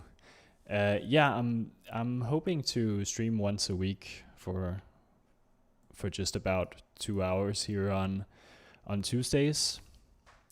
But yeah, I mean, I'll see how it fits in with the schedule. If a bunch of work suddenly pops up, then won't be happening. But right now, I'm free to do it. So, been wanting to do it for a while, and Tubes is Jamaican for a little bit. Okay, so that's the opposite, just a little bit. Yeah, you're right. Yeah, no. So for now, it's gonna be a weekly thing, but.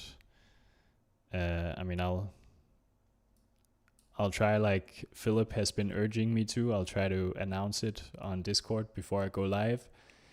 It's mostly gonna be Tuesday in the evenings. Yeah. Been wanting to do it for a while, so I'm happy that I finally have the time now. So just want to turn up this UV tiling here. Pull in a second set of UVs, the original single page UVs, under a different name, randomize them per page in subs, and hit the bump on those.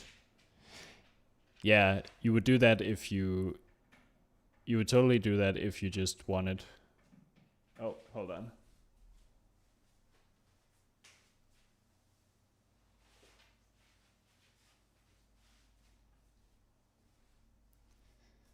Yeah, sorry, he was the dog was biting something he shouldn't. Yeah, so I would totally do that as well, especially if you wanted the front to have some kind of paper like. Oh, he's not far away from howling now. If you wanted the front to have more of like a paper paper wrinkles, paper whatever texture, then definitely would do that. Yeah, I think right now I'm just lazy, so I'm not doing it, but it's definitely a good idea. Just multiply this down a little bit because it's a bit strong. Multiply it by a float. I mean, it is a float to begin with, so there we go.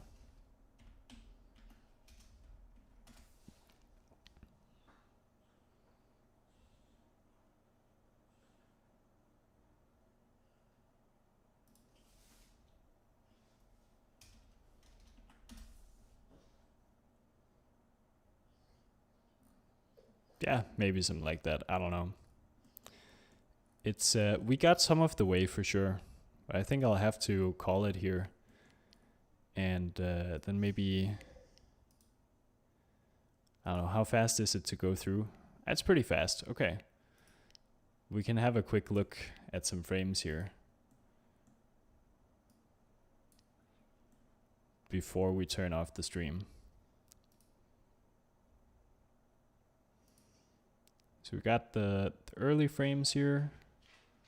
It's pretty perfect. Still a little bit too perfect. I think want some more imperfections probably, but it's hard to see because the texture is so noisy. So I think if it was less noisy, it would be more apparent in this area here, especially. Up here, I think it catches quite nicely because it catches the specular. But that's something you could work on moving further. Then I think the really cool thing is when you start to see the pages kind of flip up from the floor. I think that's super nice. Get some nice, it's a nice kind of reveal. I think if I remember correctly, I was pretty satisfied with the motion. So we're not seeing it play out in real time, of course, here. We're just seeing some frames in between every once in a while. But yeah, I think that's gonna be a pretty cool render.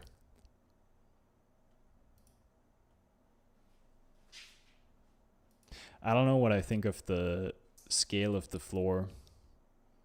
I don't know if that's quite right, but we'll see. But yeah, thank you everyone who joined in.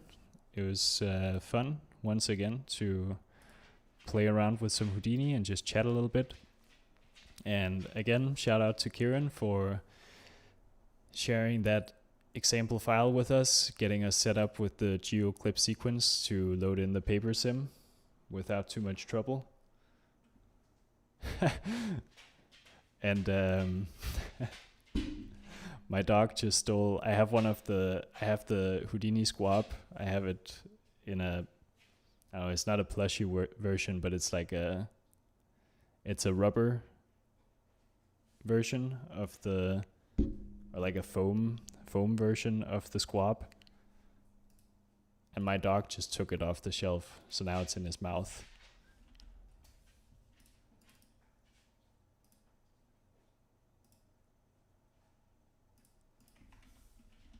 Squab, this guy. So I guess I'll have to trade with him, see if I can if I can find the right price. All right, but thank you everyone for joining. See you next Tuesday, hopefully. Bye.